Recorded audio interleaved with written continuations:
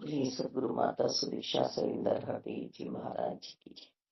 तू ही निरंकार में है, तेरी शरणा में नो बख्श लो। सतगुरु स्वरूप प्यारी सात संगत जी, आप जी के पावन पवित्र चरणों में दासी अरिमा जी का मेरठ से कोटि कोटि धन्यवाद जी।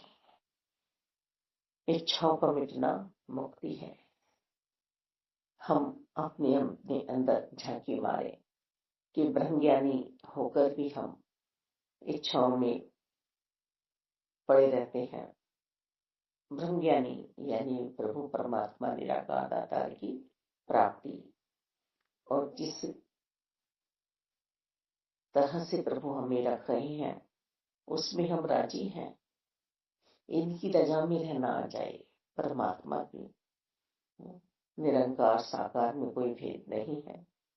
सतगुरु माता सुदीक्षा जी जिस तरह से हमें जीवन जीना सिखला रही हैं, क्या ऐसे हमें जीना आया?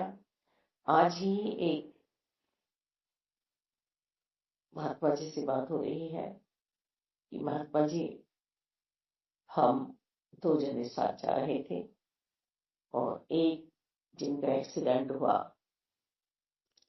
वो तो बचे नहीं और दास को खरोच भी नहीं आई। फिर भी दास के सांसारिक रिश्तेदार ये कह रहे हैं कि तुम साथ में जा रहे थे, एक्सीडेंट हुआ, ऐसा भी क्यों हुआ कि तुम तो इतना सेवा सिमरन सत्संग करते हो, हर पल तुम सत्संग की रट लगाए रखते हो, फिर तुम्हारा एक्सीडेंट। कह रहे बहुत बुरा बुरा बोला जा रहा है। अब इसमें मेरा क्या है दोष कि एक्सीडेंट हुआ, मैं बच गया और वो चले गए।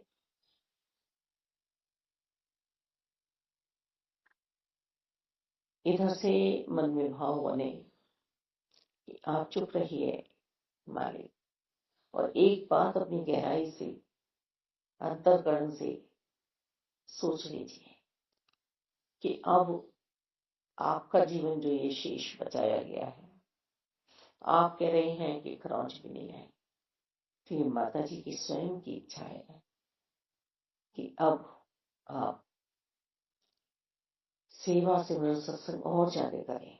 ये जीवन दान जो मिला है ये अब आपके स्वयं के लिए नहीं है, ये निरंकार प्रभु परमात्मा के लिए मिला है। ये अब इनकी इच्छा है, इनकी रजा है कि तुम बाकी का जीवन और सुंदर बनाओ, निरंकार में बनाओ, विश्वासी जिंदगी जियो।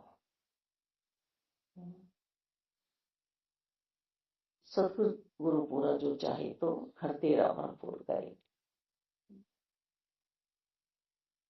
अब आशा तृष्णा अंतर्करण में नहीं आनी चाहिए। फिर एक और संत जी से बात हो रही थी, उन्होंने भी यही बताया कि दास की बीवी बिल्कुल संसार से जा चुकी है। पटना से नेपाल लाया गया, नेपाल में हॉस्पिटल में बिल्कुल मना कर दिया कि ये जीवित नहीं है, शमशान ले जाओ। तुम पटना से यहाँ तक इस मृतक शरीर को लाए हो। कह रहे महात्मा जी, एक बच्चा 9 साल का, एक बच्चा 6 साल का है। पूरे शरीर में रोंगटे खड़े हो गए कि अब गृहस्थी कैसे चली। फिर दास ने सिमरन शुरू कर दिया। ये पूरे रास्ते ऐसी अवस्था नहीं बनी, पर जब डॉक्टर साहब ने कहा कि शरीर मृतक है और शमशान घाट में ले जाओ, दाह संस्कार कर दो, कि जो एक मिलता के साथ सिमरन हुआ है माता जी का, निरंकार का, तो वहां पर एक आशा की किरण जागी, हरकत हुई शरीर में, वेंटिलेटर पे ले जाया गया। कह रहे आज महात्मा जी, महापुरुष हमारी सिमरन कर रही हैं, बोल रही हैं। कह रही यही बात उनसे दास ने कही कि अब ये जीवन तुम्हारा नहीं है, ये जो दोबारा जो तुम्हें जीवन मिला है ये अब सतगुरु जी की कृपा है, ये अब सेवा सिमरन सत्संग के लिए मिला है, साथ में मेरी गृहस्थी भी चल जाएगी। मेरा जो परिवार टूट रहा था महात्मा जी, वो बचा लिया गया है, सतगुरु माता जी की कृपा से बचा है। तो कहने का भाव यही है कि अब जो ये कृपाएं हम पे चल रही हैं, तो अब इसमें इच्छाएं तो बाकी नहीं रहती हैं, इच्छाओं में तो हमें नहीं पड़ना है। राजा जनक जी ने अष्टावक्र जी से ज्ञान लेने के बाद संसार को त्यागने की बात की, अपने राज्य से मुक्ति पाने की बात की। अष्टावक्र जी ने समझाया कि हे राजन, तुम अब ये राज्य निरंकार का मान के करो। अभी तक कर रहे थे मेरा है, अब यहां मेरापन नहीं आना चाहिए। बस मेरापन ही तो इच्छाएं हैं, इस मेरेपन को ही तो मिटाना है, इस मैं में ही तो अभिमान है। इस मैं को मिटा दो, बस इस तू में बैठ जाओ और इस तू का समझकर राज्य करो कि ये तेरा है प्रभु। हमारी बात बन जाएगी, हम सभा संतोष शांति में पहुंच जाए, सहजता में आ जाए, नम्रता प्रीत प्यार हमारा कहना हो। इच्छाएं मुझे भरमाती हैं, भ्रमित करती हैं। लौकी आ गई घर में तो मेरे मन ने अब इच्छा जाहिर की है कि इसके कोफ्ते ही बनेंगे।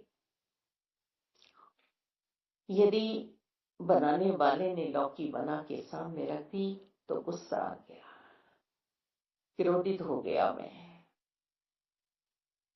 इतना भी तो सब्र नहीं है मुझमें, मैं ब्रह्म ज्ञानी कह रहा हूं। संत कबीरदास जी से किसी ने पूछा कि आप इतना प्यारा जीवन कैसे जी लेते हैं। घर ले आए,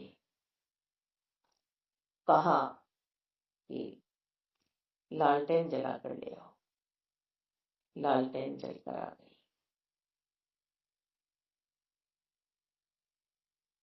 हलवा बना लाओ, रेत का हलवा बनाना, हलवा बनकर आ गया।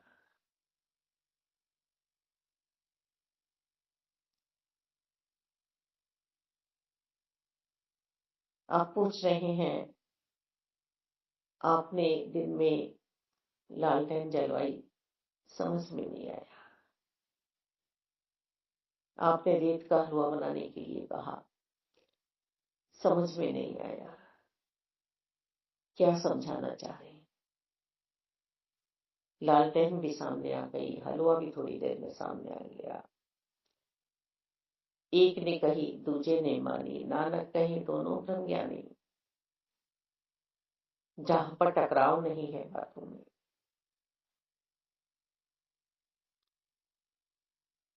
यही तो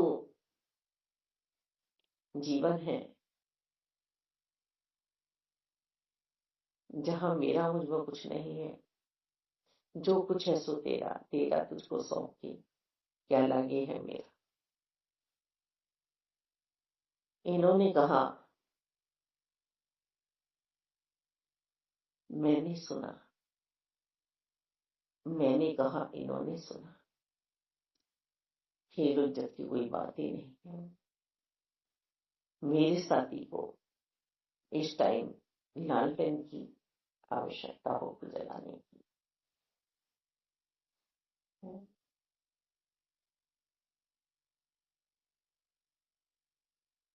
तो मेरे अंदर जो ब्रह्म ज्ञान की रोशनी जागृत हुई है, वो जागृत है या नहीं, मैं स्वयं का निरीक्षण करूं। हम गुलाब को चाहते हैं, गुलाब के कांटे नहीं चाहते, क्योंकि कांटे हमें चुभन देते हैं। पर गुलाब तो कांटों में ही हुआ है, जब उसे तोड़ेंगे तो कांटे तो चुभेंगे। फिर भी हम घर में गुलाब ही लाके अपने गुलदस्ते में सजाते हैं। तो ये इच्छाएं हमारी कांटों के समान है, जो हमें रुला रही हैं हर पल। और वास्तव में जो इच्छाओं में रहता है, वह कभी भी आनंद में नहीं पहुंच सकता, वो खुशियां प्राप्त नहीं कर सकता। मुझे खुशियां चाहिए तो मैं परम आनंद में पहुंच जाऊं। ब्रह्म ज्ञान लेते ही अपने आप को शून्य कर लूं। मुझे जिस भी हाल में रखा जाए, उस हाल में रहूं। जैसे गुरसिक सदैव नतमस्तक ही होते हैं, सद्वचनी होते हैं। रात को दिन कहा जाए तो दिन ही है।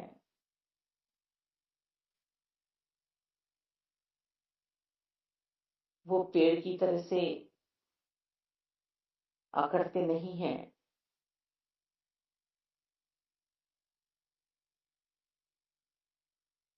ऐसा पेड़ जिसके फल भी इतने दूर लगे हैं, उन्हें तोड़ भी कोई नहीं सकता, उसकी छाया भी प्राप्त नहीं कर सकता। बड़ा हुआ तो क्या हुआ, जैसे पेड़ खजूर, पंक्ति को छाया नहीं, फल लागी अति दूर।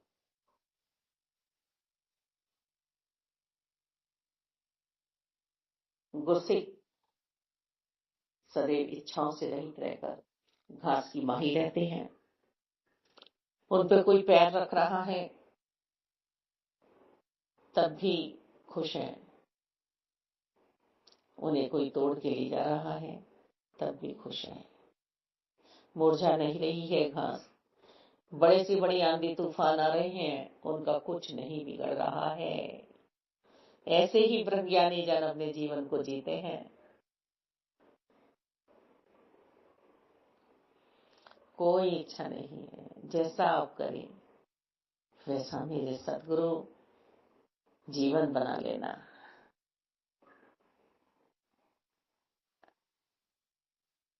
मेरे जीवन से आशा तृष्णा चली जाए तो समझे कि हम ब्रह्मज्ञानी हैं। अभी तो पल पल पल पल मैं ऐठ में हूं। जिन वृक्षों पर फल आ जाते हैं, फलों से लद जाते हैं, वह झुक जाते हैं। यदि मुझे ब्रह्म ज्ञान की दात प्राप्त हुई है और मेरे जीवन में अभी मधुरता नहीं आई है, तो मैं ब्रह्म ज्ञानी नहीं हूं। मैं अपने मूल से नहीं जुड़ी हुई हूं। जड़ मूल है, जड़ में मेरा जीवन छुपा हुआ है। वो जो गुठलियां बोई गई थी वो 10 पांची थी, 150 थी, पर जो वो फल हैं वो अनगिनत हैं।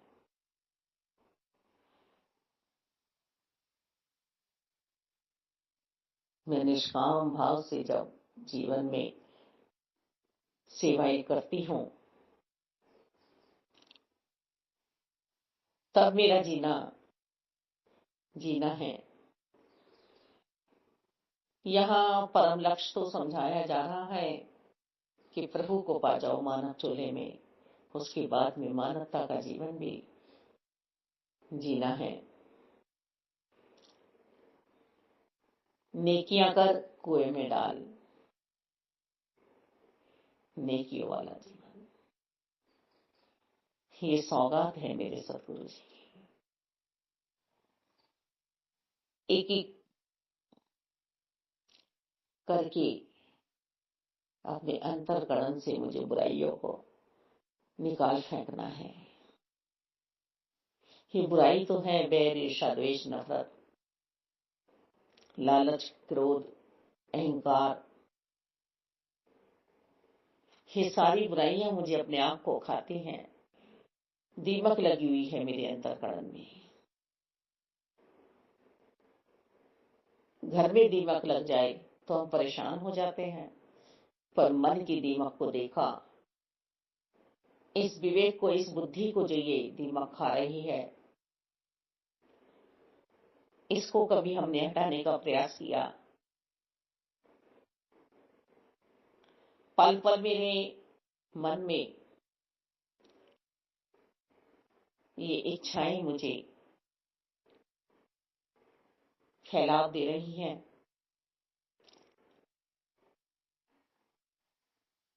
एक वस्तु मैं चाहता हूँ, फिर दूसरी चाहता हूँ, फिर तीसरी चाहता हूँ। ये चाह मेरी नुकसानदायक है, मेरा घर बर्बाद कर रही है।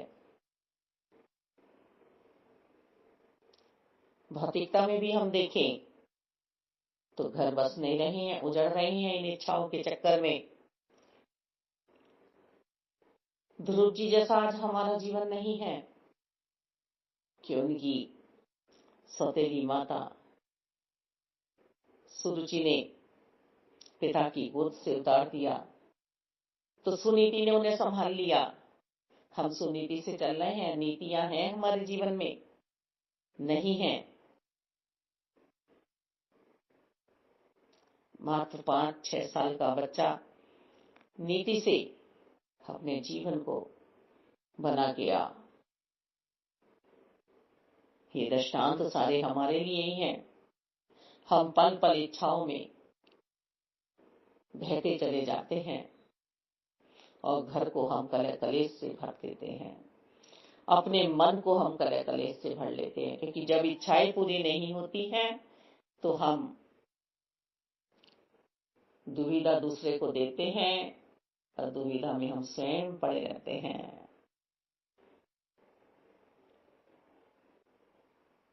और जब परम शांति के साथ हम जुड़े हैं तो इच्छा सिर्फ एक होती है निरंकार की, चाह एक होती है निरंकार की, परमात्मा की, जिनकी मुझे प्राप्ति हुई है।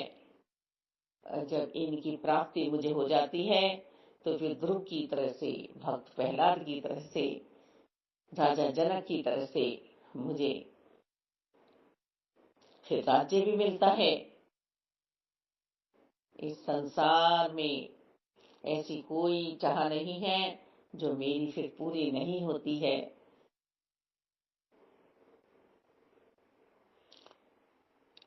एक कोयले वाली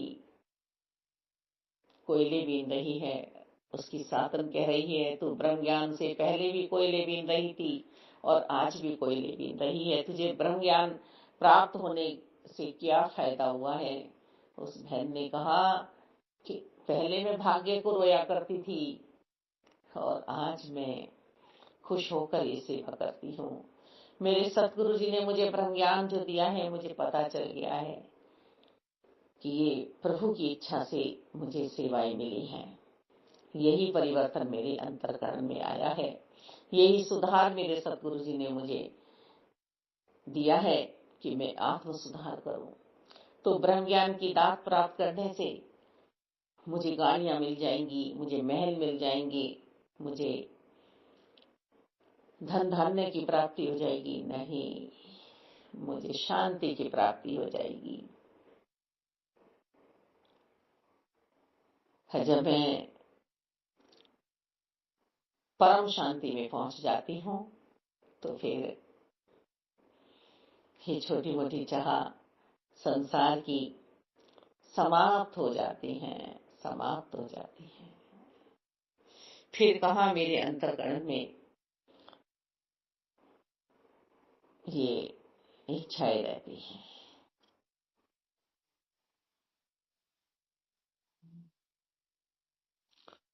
गोधन, गजधन, बाजीधन और रतन धन खान, जब आए संतोष धन, सब धन धूलि समान। परम धन मुझे दे दिया संतोष का परमात्मा ने।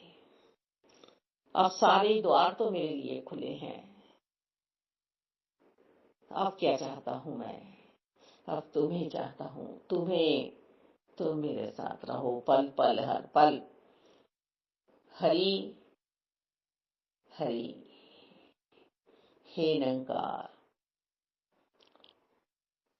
तुम्हें न बिसराऊं मैं, ऐसी कृपा हर पल करना। हर पल ये कृपा मुझ पे रहे। मेरा जीवन जो शेष है वो अब तुम्हारे लिए है। मेरी आयु यूं ही बीतती चली गई। आज जो आयु शेष बची है वो आपके लिए है। ऐसे ऐसे कृपाएं हमें सुनने को मिल रही हैं, हे निरंकार आपकी। ये सामान्य लोग नहीं जान पाएंगे जिन्होंने आपको नहीं पाया, कि आपके लिए जीवन जीना, आपके दर्शन करके घट घट में सबका सत्कार करना, क्योंकि आप सर्वव्यापी हैं, आप सभी जगह समाये हुए हैं, आप सर्वशक्तिमान हैं। आपकी शक्ति से ही हम समस्त इंद्रियों से कार्य कर पा रहे हैं। ये मन जो आपका है, आपको ही सौंपा है। अब आपका होकर ही संत महात्मा जीवन जीते हैं, तभी जीवन हमारा मुक्ति का हकदार है। परम इच्छा सिर्फ और सिर्फ आपको पाने की और आपको पाकर आपके ज्ञान में जीने की, यही अभिलाषा भक्तों की, संतों की, महात्माओं की हुआ करती है। इच्छा भी करें तो हम मक्खन की करें, और मक्खन में ही ये मिश्री मिलाया करते हैं। हम छाछ तो पी लेते हैं, है ना,